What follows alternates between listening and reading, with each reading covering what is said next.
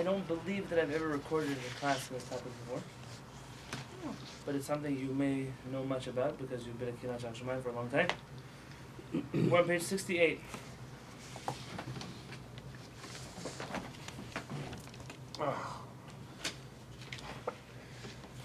When do you make a beracha on washing your hands for bread? Before or after? Before or after? This is the origin of this question. Uh-huh. And for the first time, with notes here in our kollel, we're going to go through the Shulchan Aruch itself and see what it is that is going on inside of the text. Before we start this halakha, it's important to remember the rules of Maran. When Maran says a halakha, plain, do X, Y, and Z, or don't do X, Y, and Z. And then he says, and some say. What is the opinion of Maran? The first one. The first opinion. When Maran, though, doesn't say any of them plain, he says some say this and some say that. Which opinion is Maran's? Second? The second opinion. Second. Oh, okay. Read with me. Page 68, Yud Aleph. Mevarech kodem netilah. You make a blessing before you wash your hands. Wait. Where is he reading? 68 in the top right. Oh, I'm sorry, I don't know. Mevarech kodem netilah. You make a blessing before washing your hands. Shekol ha-mitzvot, because there's a rule in the Talmud that all of the mitzvot, mevarech alehem, you bless over them, over lasiyatan, before you do them. Now the Gemara already asked this question. Does over mean before or does over mean afterwards? And the Gemara in 5 different places says over lasiyatan means before you do the mitzvah. Meaning, over literally means to pass. When someone passes you, are they before you or after you? They're in front of you now. If one from behind you to ahead of you. Chachamim say that if they're running past you and they're before you, then that means before. You can make an argument both ways. Over l'asiyatan means before you do the mitzvah. All of the mitzvot, not just one of the mitzvot. All of the mitzvot, you make a blessing before Doing it. you do it. This is Maran, straight. This rule of the Talmud is important to know. How many categories of berachot are there? How many categories? Well, how many kinds of berachot are there? On miraculous events, on food, on hand washing. Are there any berachot you make after you do a mitzvah? After you eat. What about the meal? The bathroom? Oh, no, the The meal was bathroom. before. You start the bathroom. Food? Bir milah is before. Yeah. Bathroom? Yeah. After. Food? Yeah. Those are not mitzvot. Oh. Those are blessings of thanksgiving to Hashem. You ate a certain amount, you say thank you Hashem. You went to the bathroom, you say thank you Hashem. There are birkot ha-mitzvah, blessings on a mitzvah. There are birkot ha-nehenin, blessings of enjoyment, the blessing before food. The blessing before smelling something nice. Then there are birkot ha-shevach, blessings of thanksgiving, like ha-gomel chayavim tavot. We don't say it before we travel, we say it after we successfully travel. It's very important to know this distinction, because then you'll realize very quickly, there are all of the mitzvot that we do, we make a blessing before we do the mitzvah. Anything that you see in being blessed afterwards is going to be not a blessing of a mitzvah, or it will be an incorrect custom. Marlene, what do you want to ask? Marlene, you wanted to say something? No, I know. I answered my own question. Okay, even better. Ve'nahagu, and they have a custom, or they have been accustomed, but this is in, Ah. not I have a custom, not we have a custom, they have a custom. Ve'nahagu, they have a custom, shelo levarech, not to make a blessing, ad achar netilah, until you finish washing your hands. Mishum, because there are times, she'en yadav nekiyot. There are times where your hands might not be clean, and you're not able to make a blessing with dirty hands. Umipnei kach, and therefore, mevarchim alehem achar shifshuf yadayim. They make a blessing on hand washing after they wash their hands, and after they rub their hands together. What is man talking about? How do you wash your hands? Tell me how it works. You pick up the cup in your Right hand. right hand. You pass it to your Left hand. left hand. You pour it on your Right hand. Right hand. right hand. You then pour it on your Left hand. left hand, and then you Say the raka. rub your hands together Rub your hands. Do? 3 times. Hey, look at that. Halakha, we don't know. Yeah. And then, I see you do it. and then, You do Dry rub it. your hands together? dry it. Yeah. So Maran says, but it's clearly before you dry it. After you rub your hands together, shekvar yadav nikiyot, because your hands are now already clean. Kodem, listen very carefully. You see, Maran is saying that there's a custom. It's a valid custom to make a blessing after you wash your hands, correct? Until now, that's what Maran is saying. Okay. Even though Maran's opinion is like which? The first or the second opinion? The first. The first. But he's clearly quoting that there's a terrifically fine custom of making a blessing after you wash your hands, as long as you do it. Your hands are clean. No, that's a reason. Before you dry them. Before you dry But them, that's not yeah, what Maran of says. course. You make the Before blessing after you wash them, after you rub them together. Kodem shiyatil alehem maim shneim.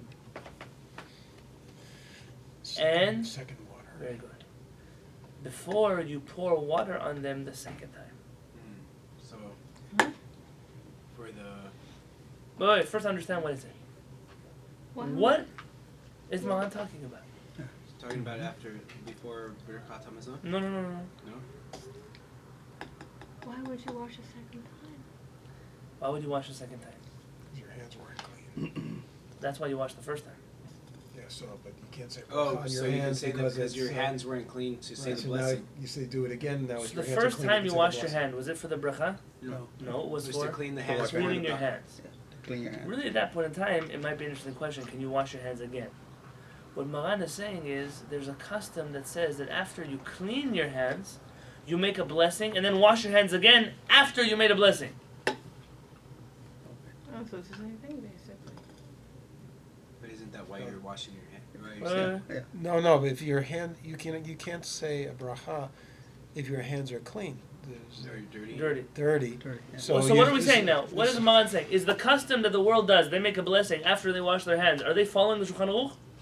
Only if they do it the second Only if time. they Only do the it hands the are No, same- clean. so they don't do it a second time, so? Only the No, hands they are don't. clean. Everyone says, no, the Shulchan Aruch says you can do it this way. Where? Tell me where. Shulchan Aruch is very clear. You wash your hands the first time to clean your hands, and the second time to wash your hands. And that's only a custom. I mean, Maran doesn't even do that. Maran does it the first way. So is there a custom to start off with clean hands, wash, and then say the bracha like so many people do? That's all the custom. Darlene asked a good question.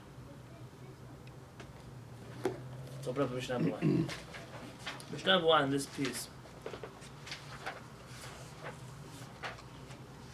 And I once started writing about this. And I decided not to finish. The reason is because I know that even if I prove 1,000 different ways that this is what Shulchan Aruch says, people are still going to continue their stupid custom. And because of that, now I've caused them to violate one of the 10 Commandments willingly instead of not knowingly. And so why should I get involved? They're not going to listen anyways to the truth. Here, Chavetz Chaim writes the following. This whole second waters, HaBet Yosef הביא זאת בשם רבנו ירוחם. The Bet Yosef brings us down in the name of Rabbeinu Yerucham. That's a fascinating rabbi to Google. Rabbeinu Yerucham. He wrote a code of Jewish law that you'll never find anywhere. Because there are all kinds of superstitions about printing it. People can die young from printing it. People can, all kinds of terrible things like that. Shekena Hagur Abutav. He quotes Rabbeinu Yerucham, who's one of the Rishonim, that his rabbis had this custom that if their hands were dirty, because their hands were dirty, they would wash their hands first to clean their hands, and then they would make a bracha and wash a second time. Meaning, what are they making a bracha? On the first washing or the second washing? Second. On the second washing. So essentially, are they making a bracha before or after they wash their hands? Before. Before. Before. It's the same thing, just what they're allowing you to do is clean your hands enough so that you can make the blessing. So So it's the you, same thing. so you're saying then that the custom of saying bracha afterwards is a misunderstanding. ובשיבו ללקט, and in the book שיבו ללקט, הביא בשם רבנו מאיר ז"ל, it brings down in the name of Rabbi Meir, שנהג לברך אחר הנטילה וקודם הניגוף, that he used to make a blessing after he washed his hands and then dried it, before he dried them. וכן נהגו העולם, and that's the custom of the world. So it's a minority opinion that disagrees with the minority opinion that Maran already brought. That goes against the opinion of the Shulchan Aruch that was already quoted explicitly. That's how everyone acts.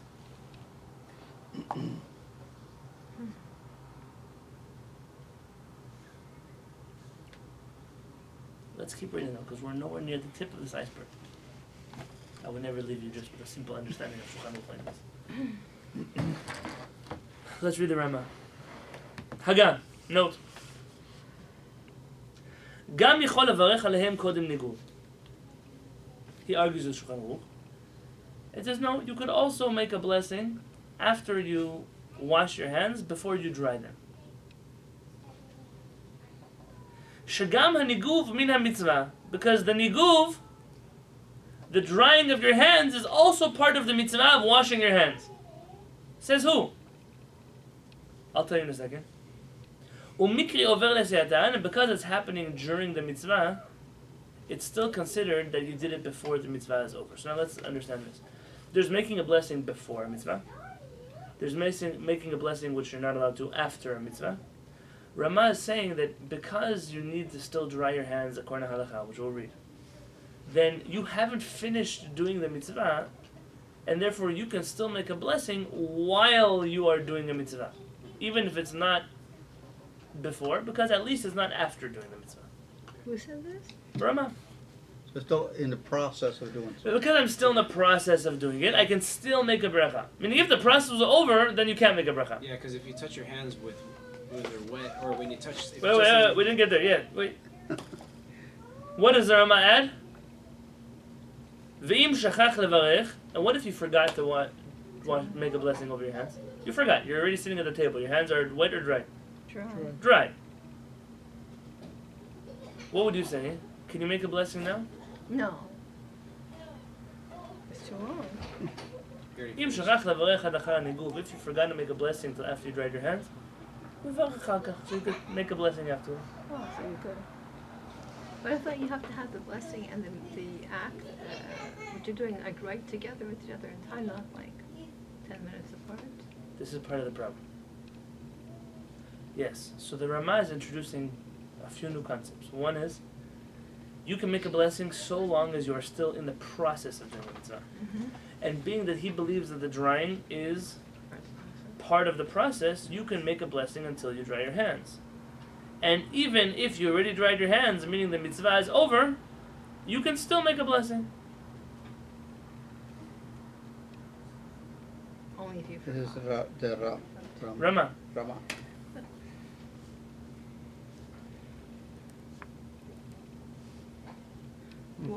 Why does he make Let me read that, to you very quickly Mishnah Berurah. That was correct. That's what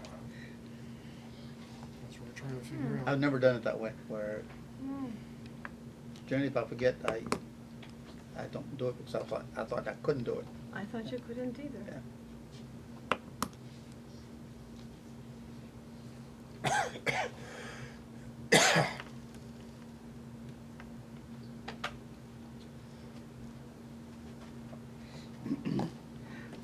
Says the Chavetz Chaim, what if you already made hamotzi? No. You already ate the bread. Kedva poskim, the shuv eno v'echad l'tefilin. That's already too late to make on today. You already ate the bread? Forget it. V'hine hataz. Who's the Taz? One of the greatest Ashkenazi commentators of Shulchan Aruch. The Taz machmir is stringent. Af lachar haniguv sheshuv lo levarech. That you shouldn't make a blessing after you dry your hands. Meaning he's already arguing with the Rama. Says during the mitzvah process, fine, I hear. But after you finish the mitzvah process, how can you make a blessing? Ve'af the Maaseh and in Honken, And even though you shouldn't follow the stringency of the Taz, says Shulchan Aruch, says the Mishavah, meaning even though you can make a blessing even after you dry your hands, because there are myriad of Acharonim that agree with the Rama that you can still make a blessing after you dry your hands. And in an ideal situation, you should be careful not to reach that place where you've already dried your hands and make a blessing.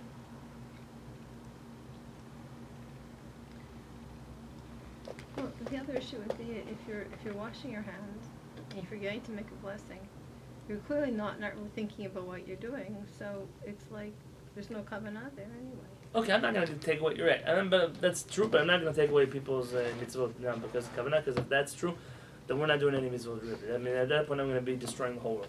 You're right. On an ideal level, you're right. Yeah. But isn't there an issue about the time between doing a mitzvah and saying the bracha? Isn't there According to the Rama, is there an issue? He says no. Well, Clearly yes, not. I mean, clearly from what you see from him, that there's no issue. if there's nothing intervening in between. We didn't get that. Well, What? He said, yeah. If you Why some? Okay, you're drying your hands. That's intervening. Can I break down this Shulchan Aruch for you? I'm going to ignore the commentaries in the bottom. Soon I'll get to them because they make me mad. No, you can keep it. Keep it open. I'm going to analyze here now some words. So let's get Maran clear. I want everyone to be able to know Maran clear. Maran says, what is the halakha? You make a blessing when? Before you do a mitzvah. If your hands are Before you clean. do any mitzvah, meaning before you wash your hands. Right. Maran then records, it's like a snapshot. He records a custom that exists in his time. He's telling you to do it? Yeah. Not necessarily. He's just telling you that there's a custom. He's recording it. Yeah. Based on Rabbeinu Yerucham, who saw his rabbis do it. That, because sometimes your hands are dirty, and you can't make a blessing before washing your hands because your hands are dirty, you can clean your hands with water first, make a beracha, and wash your hands a second time. That is the custom according to Maran. Does Maran record any other minhag? No. So the Sfaradim have anyone to rely on Amara. if they make a blessing after they wash their hands and don't wash their hands again? What are there? Wait, yes or no? No. No. Now the Rama. We got the Maran down? Let's get Rama down. The Rama says, because drying your hands is still part of the washing process, you can make a blessing until you dry your hands. And then he adds, and even if you already dried your hands, you can still make the blessing. If you forgot. Now the first half of his sentence comes from Rabbeinu Meir, who that's what he did. He would make a blessing after he washed his hands before he dried them. That's the first half of Rama. The second half of Rama, we find even the Taz disagrees with and says that's already too much. Already you're waiting till after you dry your hands, that's too late. And the Mishnah says, no, people agree with Rama, so you can do it. But after Hamutzi, that's already the line. You really don't do it after Hamutzi. Here I wish to just know a few things. How solid is this rule? Of all of the mitzvot, you bless on them before you do a mitzvah. According to Maran, it's very solid. Yeah, it's mentioned in the Talmud 5 times. Yeah. 5 times. I searched on a Bar-Ilan responsive project. I found at least in Masechet Megillah, Masechet Sukkah, I believe in Masechet Berachot, Masechet Pesachim, and one more that I don't remember. Maybe Masechet Nida, maybe. It's been a while since I wrote that down. That being said, this is a Talmudic law. Now, if there was an exception to a Talmudic law, what would the Talmud say? You make a blessing before you do any mitzvah, except for X, Y, Z. The Talmud, we have one exception brought down in the Poskim. What's this exception? Going to the bathroom. Can I bring a Rambam? When a person converts to Judaism, part of the conversion process is to go to the mikveh. When does a person make a bracha? When they go to the mikveh. After? Before you go in the water. Before you go in the water. People who make a bracha after they go into the water are saying Hashem's name in vain. Yeah, I know. There's a big Ashkenazi custom like that. Even some Sfaradim got dragged into this problem. How do you make a blessing on I'm going to go into the mikveh when you already went into the mikveh? Is the idea that before you went into the mikveh you were considered halachically Jewish? Well, that's not that's in conversion. I'm talking here about a lady going to the mikveh. Oh, a first. lady. Okay. A lady going to a mikveh. I thought you Wears her robe, head covering. She makes a blessing, and then she takes off her robe, takes off her head covering, goes into the water, Right. dunks how many times? 3. Once. 1. She wants to do 3, let her do 3. She wants to do 17, let her do 17. She wants to do 26, like the name of Hashem, 27 names or whatever, as long as she's not wasting somebody's time. You can use But the one 52 is enough.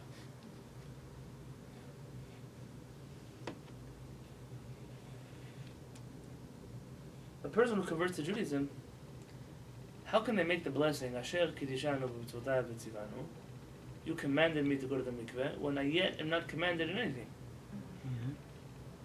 So according to halakha, what does he do? Or what does she do? They go into the mikveh, they immerse, they come out, and they make a bracha. Why? Because now they are commanded now. commanded. There's no other choice. I mean, we would love for them to make a bracha first, but you don't have a choice halachically. What the poskim are going to try to do here are to compare washing your hands to a convert going to the mikveh. Maybe the hands are dirty, and therefore they have no choice but to make a blessing after they wash their hands. Maybe the hands are not dirty. How could you compare dirty hands to the it's not dirty hands, it's maybe they're dirty hands, to the status of a person who cannot say the words Asher K'tzar Tzivan? Sure, they have a way to measure it. You have to, one has to use their logic. I know what it says. What about your head? Don't people just go to the washroom and wash their hands before they even come to the Oh, what's the definition of dirty hands? I don't know. If I were to bring out a plate of Marlene's baked cookies, let's say Zachana's birthday party, Strawberry cake. strawberry cake, who here would go wash their hands before they eat those cookies? Your hands are dirty? No, your normal hands are clean. Maybe you're working in the middle of a field, you're digging stuff, and that's a different story. But most of us come here, your hands are clean. Why would you go wash your hands to make them clean before doing Netilat Yadayim? It's living in a fantasy. But maybe in the old course, in a more agricultural society, more people have dirty hands. Even that, I don't think people walk around with dirty hands. Can I ask, Farmers. in Madeira, in a farm, people work, their hands are dirty. After they finish working, their hands are clean? After Yeah. you finish working, yeah, of course. I don't think most people are always on work in the field. It's not the mitzvah, it's not the reality. The bottom line is, Or if they use the This bathroom, halakha they is already not- say a bracha and they wash anyway. why? No. If you use the bathroom. Okay, but we're not talking about using the bathroom. No, but I'm saying if someone did, which would not be another cause of uncleanness, they would wash it first anyway. Okay, correct. Correct. So tell me now,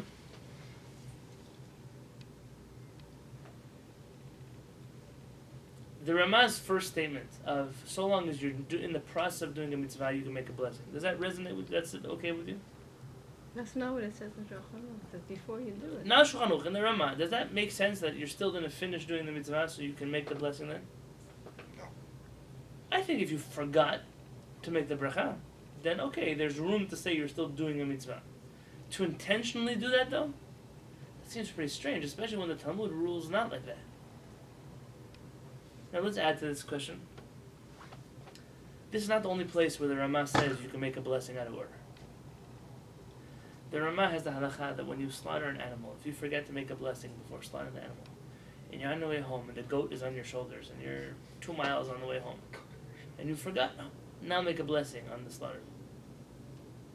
So clearly there's something we don't know, and it's not explained by the poskim, where the Ramah does not accept the ruling of the Talmud to be binding on his halachic process. That's fine, but it doesn't go within the normative parameters of how we're supposed to learn Shulchan. Yes.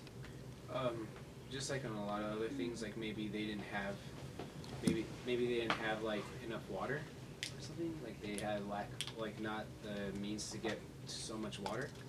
Therefore, where he like stretched, so like they had enough water just to wash their hands, and then they forgot to make the he blessing. doesn't say that though. He makes it seem this is the custom. Like the custom is to do like this. He's saying that would be trying to find a. Because he said something like that before. I remember. Where like here he's being pretty straight out that this is what he thinks people should do. But we're nowhere near done. See the Rama's whole concept that drying your hands is part of the mitzvah. Angel, why does he say that? Because if you touch your hands if your hands are still wet, you have to re-wash them again. Okay, that's interesting. That's not what he says, but that's interesting. Well, it's part of what he says. Let's look here. Why do you have to rewash it if you use more than 3.5 ounces of water? Oh, well, say it. Say what you're gonna say. So if your hands are still wet, then they're basically clean. There's no tumor on them, right? So you're okay. Look on page 83 with me. Maran says, "Veinagevem hetev kodem shivtzam." Before you break bread, you must dry your hands very well. Shauchel b'li niguv yadayim, because a person who eats without drying his hands, ki'ilu ochel lechem tameh, is like he's eating impure bread. That wet hands that he's touching the bread with is impure. But don't stop there. Go one more. Page 86. See, that's true. So now we understand why the Rama says that before you dry your hands is still part of the hand washing process. It's still part of the mitzvah. If Rama doesn't argue with Maran, what does that tell you? That they agree. He agrees with Maran. But what I'm telling you now today has taken me years and years and years to piece together. Enough arguments to show that even the Rama wouldn't agree with what is being done today. Watch what I'm going to tell you now. Hamatbil yadav. Let's say you don't have a washing cup. So the second option is to dip your hands into a lake, right? Oh, okay. If you dip your hands, not wash them, you dip them into an ocean, into a lake. Yechol echol b'lo niguv. You can eat without drying your hands. Meaning your hands, are they dry or they're wet? They're wet. They're wet. So wet hands are not the problem. Because you can eat bread with wet hands according to Shulchan Aruch. V'hu adin lenotel yadav bevat echad. And this is the same thing with a person who washes his whole hand in one pour. V'shofech alehem revi'it mayim bevat echad. And you pour a revi'it, 3.5 ounces of water at one time on your hand. Or you don't wash both hands together in a revi'it. Rather, you pour a revi'it on one hand and then a revi'it on the other hand. That's what people do today. In that case, says Maran, you don't have to dry your hands. Does the Rama argue? No. No. So it's the amount of water. It's not the... Very good. The amount of water means, like you said, you already washed away the tumah from your hands. In which case, you're allowed to touch all the bread you want with wet hands. In which case, the Rama who allows people to make a blessing after they wash their hands, before they dry them, is no longer relevant to any Jew who washes their hands today. Right. Creates so many questions in my mind. Which part? Because there's a clear idea of measurement for the amount of water and how you pour the water on your hands and alternating hands. But how do you measure the amount of tumah, what it takes to get it off, since it's not a physical entity? It's not an amount of tumah, it's purifying these hands, and Chachamim say 3.5 ounces, that's what you need. You get rid of it. Yeah. Get rid of You it. can either get rid of it by washing it off, or getting rid of it by washing and then drying it off. But the bottom line is that who here, when they wash their hands, uses less than a revi'it of water on their hands? Nobody. You don't know anybody. Yeah. And therefore, the whole world is relying on who? On the Rama. But the Rama wouldn't agree that in our situation, you would be allowed to make a blessing after you wash your hands. This is not one of those weird Sephardic things. This is not a Shulchan Aruch that goes against the custom. This is a custom that goes against the custom that is quoted by the Rama in the Shulchan Aruch. Wow. Can I ask you a design question? Yeah. If There's you the use a nuances cup, now. you fill up your cup and you do one and one. Why couldn't you just use the faucet? Because it's also coming from like one reservoir. We'll deal with this question of what kind of utensils we could use to wash. Okay. I'm not going to deal with that right now because Okay. we're going to talk about that. What kind of Okay. cups? What kind of? Okay. Do you understand what I just told you now? Yeah. This chidush that I said, it's not chidush. It's an understanding of the Shulchan Aruch. Means that nobody has what to rely on. Because nobody is washing their hands with that little water that they can make a blessing afterwards. And even if they were washing their hands with a little bit of water, and therefore they want to follow the Ramah, that custom goes against what it says in Shulchan Aruch. I saw a commentary here, an Ashkenazi commentary in Shulchan Aruch, and he says, what can we do? Lo plug gabanan. Our rabbis didn't differentiate between a lot of water, a little bit of water. At the end of the day, the custom is you make a blessing afterwards. That's like, okay, we had a problem, now let's codify that problem into Jewish law. That's not a truth. It's not a person who's looking for the truth in halakha. Maybe they're saying the truth if that's what the custom is. I'm not arguing. That is what the custom is. You see this everywhere. But those who say, oh, we are following the Ramah. No, you're not. You think you're following the Ramah because you read the Ramah in 30 seconds in the middle of your sleep. But if you actually sat down in the Shulchan Aruch and read what is the Maran saying, what is Ramah saying, what are the two halachot afterwards saying, how could you possibly think that you're following halakha in any way? How could Ramah have said something like that when clearly it's not supported by other evidence in the Shulchan Aruch? And this question, I have no answer for. I've tried and tried and tried, but I don't have an answer. It's not Halpel. Halpel is either he has an answer he won't tell me, or he doesn't have an answer. I can't answer for him. Does this happen in another place? That Yes. So is he looking at something slightly a different way than what we're looking Could be. Could be. We don't have that clarification though. I mean, he didn't leave us saying, this is how I think about this issue, and therefore. at? Interesting.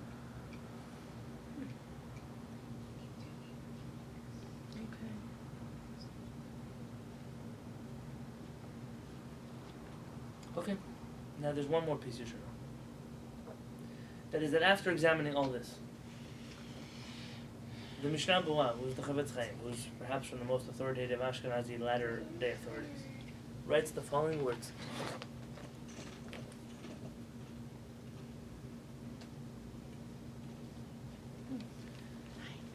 Valken, therefore, after he has a whole long essay on this topic, Mistaba, it's logical, makes sense, Dehadin im habet Yosef, that the halacha here is like Maran in the Shulchan Aruch. De'en limchot biyad mi shirtzeh levarech, and therefore you shouldn't protest anyone who wishes to make a blessing kodem netilah before they wash their hands. Im yodeh shedav nekiyot, as long as they know that their hands are clean. If you see somebody make a blessing beforehand, says the Mishnah, what should you tell them? Nothing. Nothing. Because that's the halakha. You live in a place today, in a world today, where if you were to tell someone, I'm talking about someone, not talking about some fool in the street, a rabbi, does halakha, the actual halakha, say that you make a blessing before you wash your hands or afterwards? What will they answer you? Afterwards. That means they don't even know this halakha. They're not saying the halakha is to make a blessing before, but we have a custom to do afterwards. That's not what they're teaching. That's not what they're saying.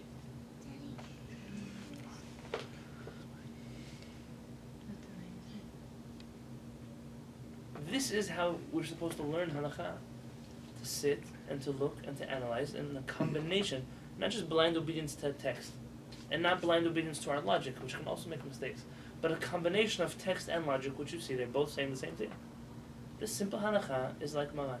Why are we deviating from that halakha? Because there's a custom. Why did that custom come about? Because people thought their hands might be dirty. But I don't think my hands are dirty. I mean, I should jump off the bandwagon then already. That somehow mutated into we can wash our hands twice, which then became no, only wash your hands once, make a blessing before you dry them. Then it became no, you can make a blessing even after you dry them. Because drying your hands is still part of the mitzvah, but really it's not true because drying your hands is not part of the mitzvah once you wash with more than a certain amount of water. And therefore you find a whole Klal Yisrael which has a lack of clarity in this halakha. And when we were learning this by Halpel, someone said, what do you think you know more than all the great rabbis in the generation? That's always that question people ask. It's a stupid question for many reasons, but I'll answer that question. I can answer this question. Should I tell you to answer this question? Yeah. Yeah. Rabbi Yosef was too busy freeing 2,500 widows from the Yom Kippur War. That's what he was doing with his time in halakha. He was changing halachot, inventing, innovating, writing books. Yonatan Halevy was bored. I don't know how to free people from agunot. And therefore, I have time to sit on one little menial halakha about washing your hands. And therefore, not me, those of us that sat and studied the sugya, it would be fair to say, I know what I'm going to say sounds heretical, that we may have studied this particular one sentence in Shulchan Aruch about washing your hands more than some of the great rabbis have.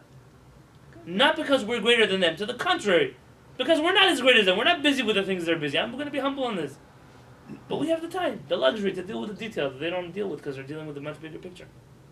Why can it be that we can't reach a conclusion that is correct, even though someone else didn't? Why are we not allowed to, first off, it's not even a conclusion. It's a simple reading of the Shulchan Aruch. Meaning, it's not like we're inventing something Maran didn't say. We're not reading something into the words of Maran he didn't say. We're simply doing what Maran said. And if you think it's just Maran, maybe Maran is the only crazy one. Oh. If you open up a Rambam, write it down. Hichot Berachot, the laws of blessings, chapter 6, Halakha Bet, if I'm not mistaken, but let me find it for you. It's very scientific. It's like someone who focuses all the research on stem cells. Yeah. Correct. And other scientists may be brilliant and do other things, but they're not Focused on this area. It's a normal thing that if you look in the world, you'll find many parallels to this. Here.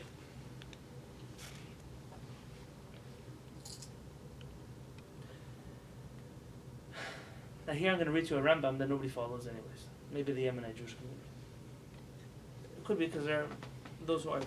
Kol Netilat Yadayim. Anyone washes his hands. Ben Achila, whether it's for eating food, bread. Ben L'Kriyat Shema, whether it's to say Shema. Ben L'Tefillah, whether you want to clean your hands for Tefillah. There's a halakha before you come in here. You have to wash your hands. Mm-hmm. If we had a proper Beit Knesset, we would have a sink outside the door. We don't. So we should try. One day. Amen. Mevarech tchila, you make a blessing before. Asher k'desham zav tzivah Netilat Yadayim. You make that blessing Netilat Yadayim before you wash your hands. What does Rambam say about that custom? To make a blessing afterwards? He doesn't say probably. He doesn't say anything about it. You know why? Because Ramah It came doesn't after even think it. of it. as It being doesn't allowed. exist. That's not the Jewish custom. So where did... It came. We told you where it comes from. No, I know, but where It's a did he- later change from Jewish tradition. So if the Talmud records it as a fact, the Rambam records it as a fact, Shulchan Aruch records it as a fact, and then notes that there is a deviant custom, why on earth would the whole Jewish people choose to do exactly opposite what everybody else said? And then when you make a blessing first, what do they tell you? You're wrong. You're doing opposite what everybody else does. It's not funny, it's sad. But you can imagine how, not just hurtful that is, but how lacking of integrity it is. You want to break halakha, that's fine. Be honest about it. Don't make us feel like we're the crazy people. They always do. Well, I think what it's just showing, Rabbi, is like that people, they're not learning on their own, or they're not even sitting down to learn really anything. It's just There's it's a lack just, of rigor. What did you say the last? I think you said on Shabbat, like street Judaism or whatever. It is street Judaism. Yeah. It's a lack of rigor. Because yeah. you want to blame the Ramah for all your blessings in vain. And I'm telling you, leave the Ramah alone. He wouldn't agree that you can make these blessings. And even if he did, then the question is on the Ramah, not on everyone else. Does that mean the Ramah is wrong to make him bad? But no, Chas Shalom. The Ramah is our holiest HaShamayim. But that doesn't mean that we can't follow something that we see clearly goes against the methodology of halakha that we know, and two, goes against logic that we know. Mm-hmm. Now that I've explained to you everything that I can explain to you about this, I have a few minutes. I want to read to you the writings of Rabbi Yosef's son, which is just echoing his father and his brothers. How do they read this piece of Shulchan Aruch? And you'll see the confidence in which they have in what they're writing, and it'll make you wonder, listen, I know why the Ashkenazim say that at least they're fond of Ramah, but what are you relying on? Let's watch. Oh. page 68. Minhag Haolam. See under the two lines on page 68? It's the custom of the world. Whole world. Levarech birkat al Netilat Yadayim, to make a blessing of al Netilat Yadayim, achar shesiyem maaseh hantila, after you finish Oh, wow. washing your hands, kodim niguf hayadayim, before you dry your hands. You have to remember, this approach of Rabbi Yosef is that approach which says minhagim are not relevant. We all must bow down to the Shulchan Aruch. Do you notice how that's not happening here? Wait. Even though we have a large principle, a fundamental rule in our hands, shekol hamitzvot, that all of the blessings, mevarech alehen kodem asiyatan, you must make a blessing before you do them. Ukmo shamu b'masech psachim, just like it's recorded in Tractate Psachim on page 7b, mikol makom. In any case, af haniguv hu mitzvat netilat yadayim. Drying the hands is part of the mitzvah of washing your hands. I hope that when I explained everything to you outside, that now you're able to understand what's being written more in depth, with more clarity. Shaar chayav, page 69 on the top. Lenagev yadav kodem she'ochal, because you must dry your hands before you eat. Not true. We just read it, page 88 too. It's not true. Correct. By the way, whoever's not here tonight is probably missing out on the most crucial Kollel class we've had this year. Interesting. Class. Ve'od, she'im yivarech kodem maaseh hantila, that if we make a blessing before we wash our hands, yesh lachush, you must be concerned, shepamim en yadav nekiyot b'ota sha'ah, maybe your hands are not clean at that moment. V'asur levarech b'yadayim shanekiyot, and it's forbidden to wash with dirty hands. V'lachen nahagu levarech tamid achar netilah kodem haniguv, and therefore, the custom has become to wash your hands, make a blessing before you dry them. He doesn't even notice what he's doing here. He's not even recording Maran's custom, which is to wash a second time. Yeah. At the very least, you want to say, okay, fine. So at this point, you should say, so let's wash a second time. No, in preference to the Ashkenazi custom. But if your hands are dirty, you can't wash and then say that was your ritual washing. That's what Reb Meir says. That's what the Chavetz Chaim says. In the name of Shibbolei Areket. That's the custom of Ashkenaz. By the way, it's not the custom of Ashkenaz. I have to make it clear. The custom of Ashkenaz is like the Rambam in the Talmud. It means that this custom, when it developed, this was the way they did it in Ashkenaz. But I don't have I don't have proof that all the Ashkenazim made a blessing after they washed their hands. We don't have such evidence. Why would I blame all the Ashkenazim for this? That's not true. But in any case, if you wish to make a blessing before you wash your hands, and you know your hands are clean, and you're standing in a clean place where you can make a blessing there, adding a new requirement here. You are allowed to follow this halacha. Thank you for the permission. That is a halacha. The other is not the halacha. And watch what he says here. V'tov, and it's proper, shelo yaseh ken b'fnei rabim. You should not do this in public. Elek shu bebeito, only when you're alone in your home. Do what when you're alone in your home? Make a blessing before you wash your hands. Where did he get that from? Did you hear him? I mean, we have to follow Maran's halacha in hiding. Is this like part of the Sephardic suppression mentality? No, this is just the way of. You would think maybe, but this is a way of. Okay, I'm not done yet. We're just getting started. What does he base this on? You see pages, the footnotes on 69, 70, 71, 72, and 73. Wow. Those are his sources for that. Oh, really? But what did my book? What did the Poskei Sfarad say? Even if 1,000 poskim argue with Maran Shulchan Aruch, what do we do? Yes. Follow Maran. Who cares? Meaning, maybe the Ashkenazim then have what to rely on, but for the Sfaradim, why? Okay, let's keep going.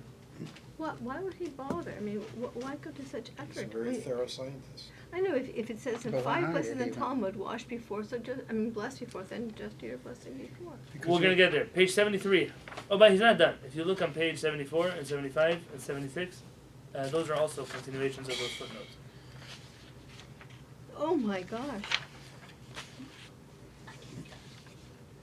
Im shachach levarech bekat Netilat Yadayim. 73. If you forgot to make the blessing of Netilat Yadayim, kodem shinagav yadav, before he dried his hands, v'niskar achar shedem nagav yadav, and he remembers after he dried his hands, dat rabim me'aposkim, it's the opinion of many of the poskim, she'eno rashai levarech achar niguv, that you cannot make a blessing after you dry your hands. V'chen minhag Sfaradim, and that is the custom of the Sfaradim.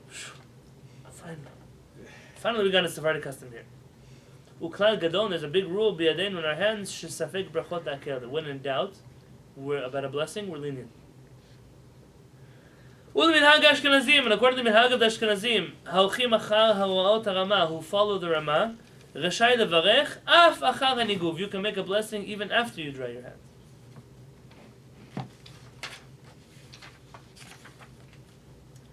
Page 77.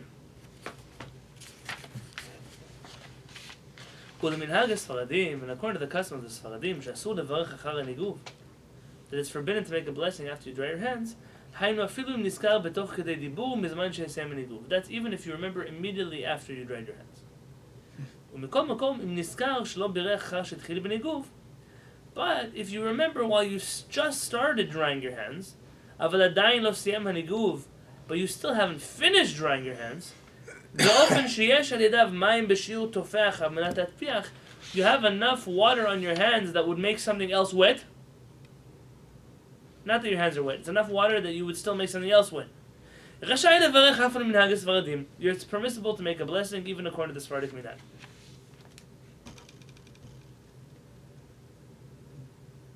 והנכון, but what's the proper thing to do in this whole chapter? What should he say now? What's the proper thing to do? Make the bracha before. Make a bracha before, that's what you would think, no? Yeah. והנכון שבין למנהג הספרדים ובין למנהג האשכנזים, and the truth is that whether you are Sephardic or Ashkenazi, אם נזכר אחר הניגוב שלא ברך על נטילת ידיים, ready to hear this?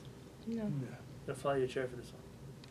If you remember after you dried your hands that you didn't say על נטילת ידיים, כדי לצאת ידי ספק, in order to avoid all problems, all doubts, ייגע במקומות המכוסים שבגופו. You should touch one of the uncovered parts of your body, one of the covered parts of your body, meaning somewhere where there's sweat or it's dirty or you would have to wash your hands afterwards. ואחר כך יחזור, and then go back, ויטול ידיו, and wash your hands, ויברך על נטילת ידיים, and make the blessing of על נטילת ידיים. What if you're not sweaty? Watch here. Make your hand dirty again, so that you can't make a blessing before, so you can make a blessing after, and the second time you wash your hands, if it wasn't bad enough the first time. Now, if I bring you 1,000 proofs to these concepts, does that change what Maran the Shulchan Aruch said? No. No. Welcome to Judaism of 2018. I thought you What we couldn't- see people do is, I can bring you proofs to anything. The question is, so do you really follow Shulchan Aruch? And if you don't follow Shulchan Aruch, that's fine. But then why do you get upset at other people when they don't follow Shulchan Aruch too? Or when they do follow Shulchan. Or when they do follow. And why do you get mad? Oh, wait. You say, hey, Ashkenazim, why don't you eat rice on Pesach? Shulchan Aruch says you can't. They forgot Shulchan Aruch also says you have to make a blessing before you wash your hands. Do you know how many points I can give to the Ashkenazi team on this one? Why do you get upset when someone does something against Shulchan Aruch when people do it all the time? Just in different areas, so what? A while ago, we were talking about pots, whatever that is. Yeah? And and then we're talking about food on your hands, washing your hands before if it's wet. But I thought you said at that time that if you said a blessing, you can't go back and say the same blessing, or if you wash your hands, you can't go back and wash your hands again right Watch away. here. Very, very good. You bring up a good point. If I wash my hands for bread and I didn't make a blessing, do I have to make a blessing on washing my hands? No. Did I lose out on the mitzvah because I didn't make a blessing? No. That's the answer. No. If I put on tefillin and I didn't make a blessing, did I still get mitzvah tefillin? Yes. If I pick up 11 etrog and I didn't make a blessing on 11 etrog, did I get a blessing? Yes. Washing your hands is no different.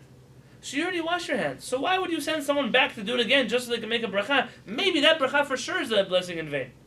Yeah.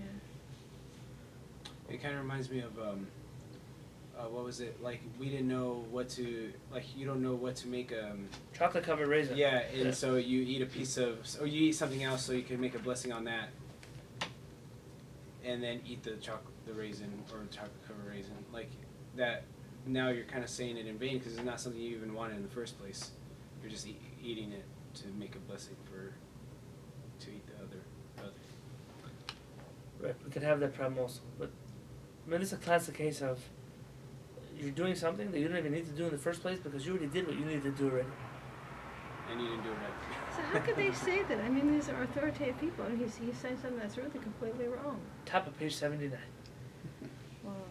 ואם נזכר, and if you remember, שלא בירך על נטילת ידיים, you didn't say על נטילת ידיים, אחר שכבר בירך ברכת המוציא, once you've already been המוציא on the bread, אף מנהג האשכנזים, even according to the custom of the האשכנזים, אינו רשאי לברך על נטילת ידיים. He's not allowed anymore to say על נטילת ידיים.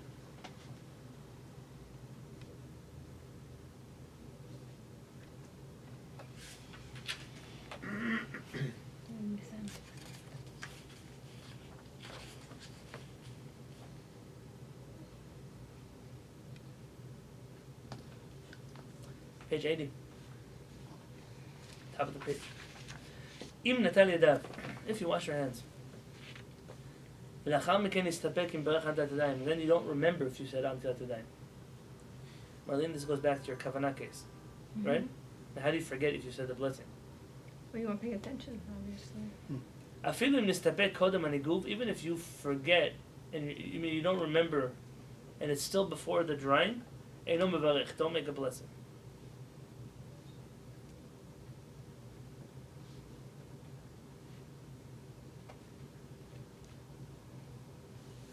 That makes sense.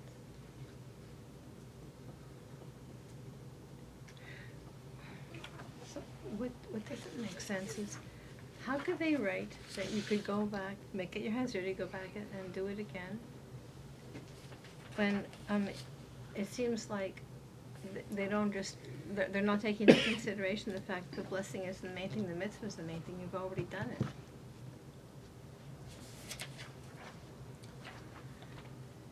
I'm going to skip a few pages because I want to try to answer some of these things that are going through your mind. Page 83. Maybe not 83.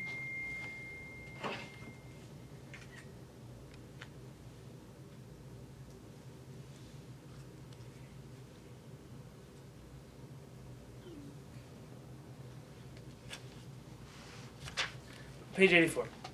אם אין לו מגבת, if you don't have a towel, כדי לנגב בידיו, to dry your hands.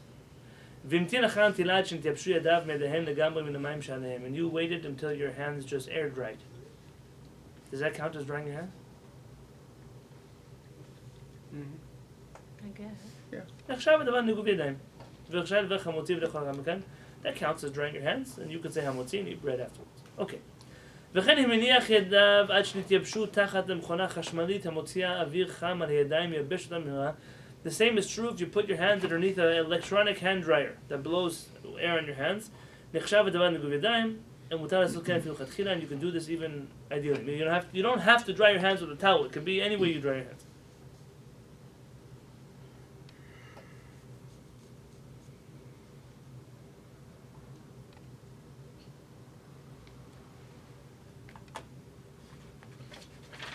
Page 86. Under the two lines. L'dat Maran HaShulchan Aruch. According to the opinion of Maran HaShulchan Aruch. Finally, Maran came back. Chiyuv niguv hayadayim achar netilah. The obligation to dry your hands after you wash. Eino ela k'shnatay lidad berevit mayim b'tzimtzum. Is only when you use a very limited amount of water that's less than a revit. V'natal yadav b'zo achar zo, and you washed your hands one after the other. Aval im hitbid yadav b'nahar or b'mikveh tahara. But if you immersed your hands in a river or in a mikveh, or shnatal yadav bofen shavach revit mayim bevat achat ashtei yadav, or you poured a revit on both your hands at the same time, or shavach revit mayim al kol echad mishtei yadav, or you poured a revit on each hand, one after the next, en tzarich l'nagev yadav. You don't have to dry your hands. That's the reason you gave earlier with Yeah. It washes all the tuch off. Correct. Ulam, but, רבים מהאחרונים חלקו בזה על דברי השולחן ערוך. Many of the אחרונים argue with מרן the שולחן ערוך. ויש מהם שפסקו שבכל עניין צריך לנגב ידיו. And some say that you always have to dry your hands, no matter how much water you use. ויש מהם שפסקו לחלק בזה בין המטביל ידיו שלא צריך לנגב ידיו לבין הנוטל ידיו באופן ששופך רביעית מים בבת אחת על שתי ידיו, או שופך רביעית מים בכל אחד משתי ידיו שבזה צריך לנגב ידיו. And he says there are some that argue with Maran only in certain cases, meaning they agree that if you dip your hands in the ocean or the river or the mikveh, that's fine. But if you're pouring a rvi'it of water with a cup, then you have to dry your hands afterwards, regardless of how much water you use. They argue in Maran. And according to the halacha, what should be the halacha of a champion of following Maran the Shulchan Aruch? Who's right? Maran. According to halacha, nirah, it appears shenachon lachmir b'zeh. You should be strict about this. כששופך רביעית מים בבת אחת לשתי ידיו, when you pour water on your hands. ובפרט לפי המנהג שנוהגים לדבר ברכת ידיים אחר הטילה קודם הניגוב. Especially since we have this custom that we have to make the Netilat Yadayim before we dry our hands. It's not a custom, Because we have that custom to make a blessing before we dry our hands, after we wash our hands, it would be good to follow this strict opinion that says that you have to dry your hands even when you use a lot of water. So in order to uphold the custom that goes against Maran, you should follow a stringency that goes against Maran, in order so that you can continue your custom that goes against Maran to make a blessing when Maran says you can't.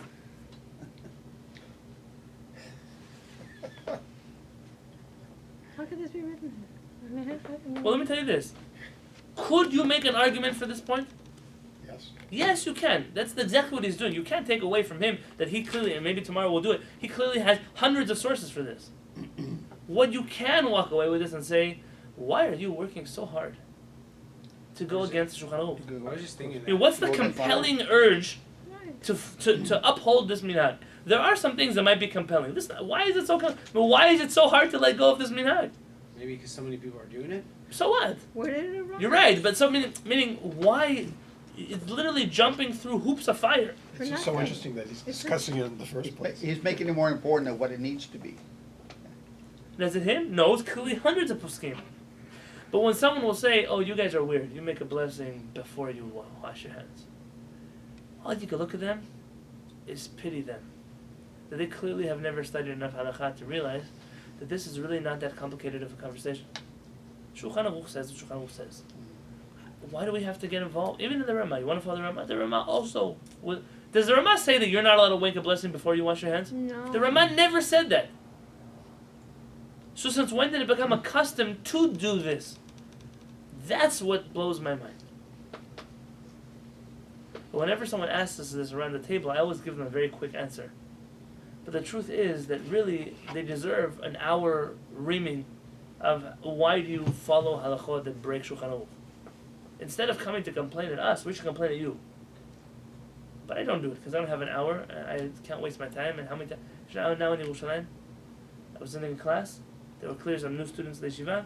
One of them asked the Rapir, "What? You make a blessing before you wash your hands?"